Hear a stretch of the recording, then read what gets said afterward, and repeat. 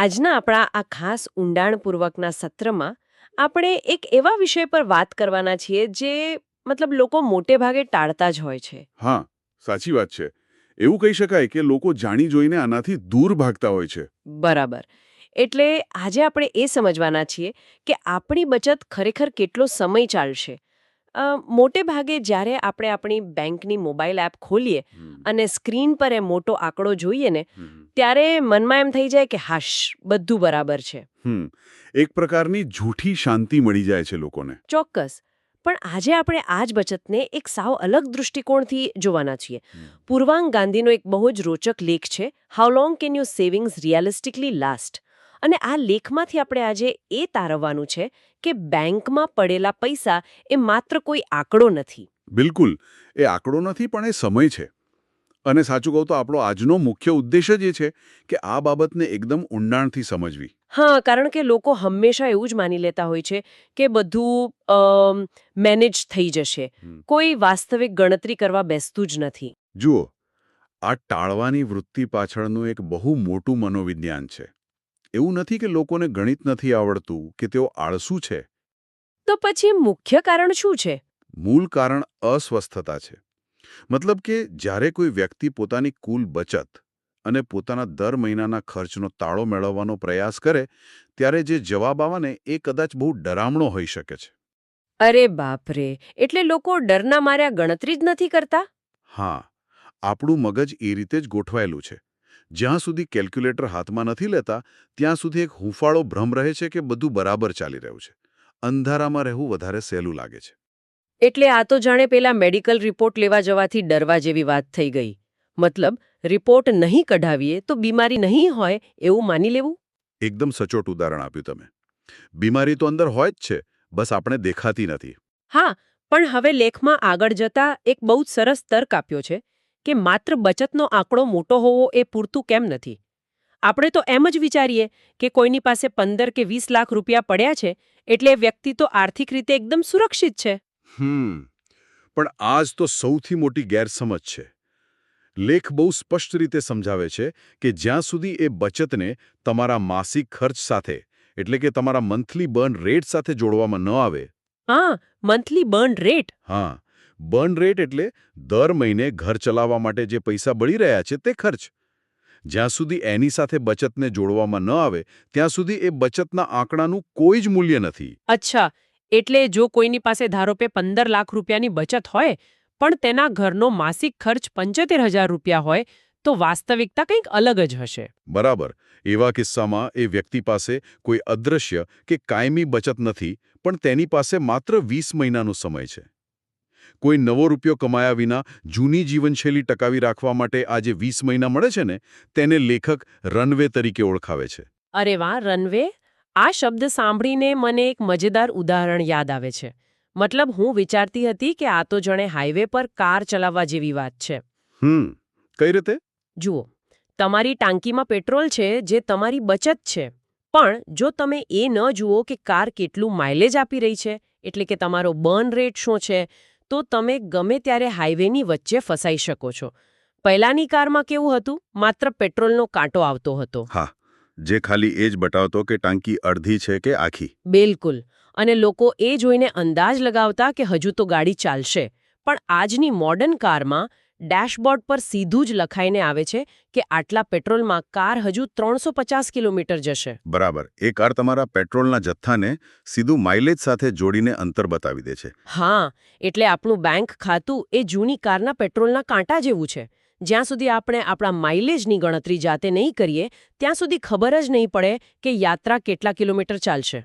આ કારવાળી સરખામણી બહુ જ અદ્ભુત છે. અને જ્યારે આપણે પૈસાને આ રીતે સમયરેખામાં એટલે કે ટાઈમલાઈનમાં ફેરવીએ છીએ ત્યારે ભલે આ આંકડો ધાર્યા કરતાં નાનો કે મોટો લાગે, પણ તે આપણને જમીન પર લાવી દે છે. સાચી વાત છે. કદાચ પેલા 20 મહિના સાંભળીને શરૂઆતમાં એક ઝટકો લાગે ખરો.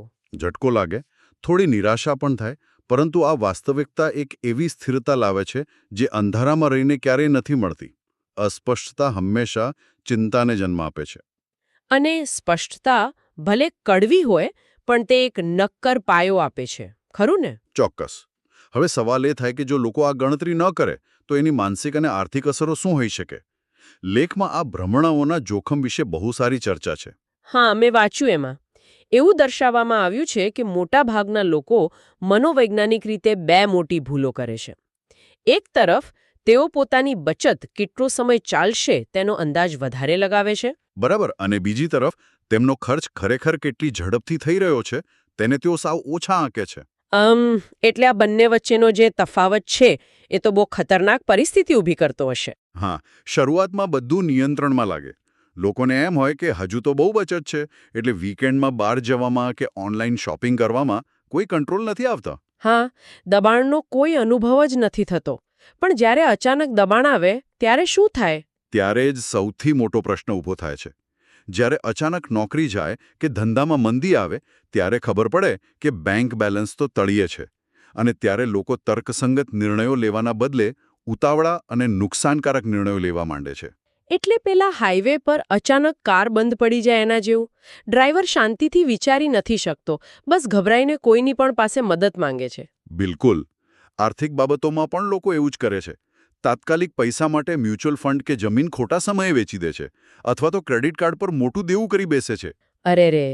અને આ બધું માત્ર એટલા માટે થાય છે કારણ કે દૃશ્યતા ન હતી, વિઝિબિલિટી ન હતી. સાચું કીધું તમે.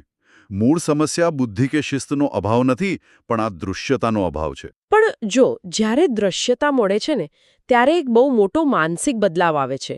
લેખમાં એવું કીધું છે કે માનસિકતા બચાવ એટલે કે સર્વાઈવલમાંથી નિર્માણ એટલે કે કન્સ્ટ્રક્શન તરફ બદલાય છે. હા, આ મુદ્દો બહુ શક્તિશાળી છે. જ્યારે તમારી સામે સ્પષ્ટ સમયરેખા હોય કે મારી પાસે 18 મહિના છે, ત્યારે તે એક સમય મર્યાદા બની જાય છે. એટલે મગજ સંતાવાની જગ્યા શોધવાના બદલે પ્રોજેક્ટ મોડમાં આવી જાય છે. એકદમ સાચું. અસ્પષ્ટ વિચારના બદલે માણસ એમ વિચારે છે કે મારી પાસે 18 મહિના છે, આ સમયમાં હું નવું શું બનાવી શકું? કોઈ નવી કુશળતા શીખી શકાય? એ ચમત્કાર થવાની રાહ નથી જોતો, પણ રોજે રોજ કામ કરવાનું શરૂ કરે છે. અને આ નિર્માણી માનસિકતા સમજ્યા પછી લેખમાં આને પ્રોફેશનલ ટ્રેડિંગ સાથે બહુ જ સરસ રીતે જોડ્યું છે. હા, લેખક કહે છે કે પ્રોફેશનલ ટ્રેડિંગમાં કોઈપણ ટ્રેડર પોતાનું જોખમ અને નુકસાન સહન કરવાની ક્ષમતા જાણ્યા વિના મેદાનમાં ઉતરતો નથી. હા, પેલો ડ્રોડાઉન વાળો કન્સેપ્ટને. બરાબર. તેઓ પોતાનું માસિક ડ્રોડાઉન અને રનવે નક્કી કરે છે. મતલબ કે વેપારી નક્કી કરે છે કે જો બજાર ખરાબ ચાલશે તો પણ તે વધારેમાં વધારે 10,000નું જ નુકસાન સહન કરશે.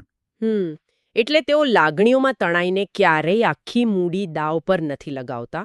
પણ અહીં મારે એક પ્રશ્ન પૂછવો છે. ચોક્કસ પૂછો. શું આપણા અંગત જીવનને, આપણા પરિવારને આ રીતે શેર બજારના ટ્રેડિંગની જેમ જોવું? મતલબ, શું આ થોડું વધારે પડતું યાંત્રિક અને ભાવનાહીન નથી લાગતું? આપણે કોઈ રોબોટ તો છીએ નહીં. હા, તમારી દલીલ એકદમ વ્યાજબી છે. પ્રથમ દૃષ્ટિએ એવું લાગે કે આટલું યાંત્રિક કેમ જીવવું? પણ સાચું કહું તો આ યાંત્રિક નથી, બલકે આ સાચી સ્વતંત્રતા છે. સ્વતંત્રતા? એ કઈ રીતે? જુઓ, જ્યારે આપણે લાગણીઓમાં તણાઈને ગણતરી વિના કોઈ મોંઘી વસ્તુ લોન પર લઈ લઈએ છીએ, ત્યારે આપણે ભવિષ્યના તણાવને આમંત્રણ આપીએ છીએ. સાચો પ્રશ્ન એ નથી કે મારી પાસે કેટલા પૈસા છે. તો સાચો પ્રશ્ન શું છે? સાચો પ્રશ્ન એ છે કે મારી પાસે સ્વતંત્ર રીતે નિર્ણય લેવાના કેટલા મહિનાઓ બાકી છે. આ પ્રશ્ન આખી રમત બદલી નાખે છે. અરે વાહ! એટલે કે આજની થોડી કડક ગણતરી એ ખરેખર આવતીકાલની શાંતિનો વીમો છે. બિલકુલ. જો તમારી પાસે 24 મહિનાનો રનવે હોય તો તમારે નોકરીમાં કોઈ પણ ગેરવાજબી માંગણીઓ સામે ઝૂકવું પડતું નથી. આ આત્મવિશ્વાસ સમયથી આવે છે, આંકડાથી નહીં. આ સ્વતંત્રતાના મહિનાઓવાળો વિચાર ખરેખર બહુ જ ઊંડો છે. પણ ધારો કે કોઈએ હિંમત ભેગી કરીને પોતાની ગણતરી કરી લીધી, અને આંકડો સામે આવી ગયો, તો પછી આગળ શું? પરિસ્થિતિને નિયંત્રિત કેવી રીતે કરવી? આના માટે લેખમાં 2 સ્પષ્ટ રસ્તાઓ બતાવ્યા છે, જેને 2 લીવર્સ કહ્યા છે.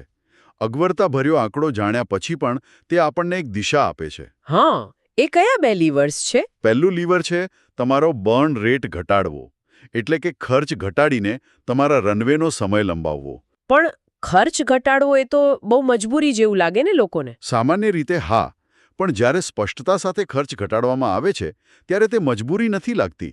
જ્યારે તમને ખબર હોય કે મહિને થોડા પૈસા બચાવવાથી તમારો રનવે સીધો 2 મહિના વધી જશે, ત્યારે આ એક મિશન બની જાય છે. બરાબર. એટલે નિર્ણય ભાવનાત્મક મટીને વ્યૂહાત્મક બની જાય છે. અને બીજું લીવર શું છે? બીજું લીવર છે કે ઉપલબ્ધ સમયની અંદર નવી આવક ઊભી કરવી. તમારી પાસે સમય છે, એટલે તાત્કાલિક કોઈ ખરાબ નોકરી સ્વીકારવાની જરૂર નથી. હા, એટલે હાથમાં ટોર્ચ લઈને રસ્તો શોધવા જેવું કામ થઈ ગયું હતું. અંધારામાં અથડાવા કરતાં આ ગણતરી બહુ જ કામની છે. ચોક્કસ. સ્પષ્ટતા શાંતિ લાવે છે, અને શાંતિ સારા નિર્ણયો લેવામાં મદદ કરે છે. તો જો આખી ચર્ચાનો નિચોડ કાઢવો હોય તો તે એ છે કે આપણે પૈસા ગુમાવી રહ્યા નથી, પણ આપણે આપણા સમયમાંથી પસાર થઈ રહ્યા છીએ.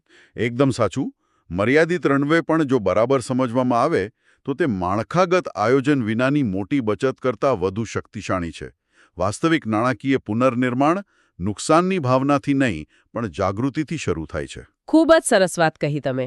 આ ઊંડાણપૂર્વકની ચર્ચાના અંતે હું શ્રોતાઓ માટે એક વિચારવા જેવો પ્રશ્ન મૂકવા માંગુ છું. હા, ચોક્કસ. આપણે આજે શીખ્યા કે આપણી બચત એટલે આપણો સમય. તો હવે પછી જ્યારે પણ તમને કોઈ બિનજરૂરી મોટો ખર્ચ કરવાનો વિચાર આવે, ત્યારે તમારી જાતને એક પ્રશ્ન જરૂર પૂછજો. શું આ વસ્તુ ખરેખર એટલી કિંમતી છે કે જેના માટે હું મારી આઝાદીના અમુક અઠવાડિયા કે મહિનાઓનો સોદો કરી શકું? બહુ ઊંડો પ્રશ્ન છે આ. કદાચ આનાથી ઘણા ખોટા ખર્ચાઓ અટકી જશે. હા, મને પણ એવું જ લાગે છે.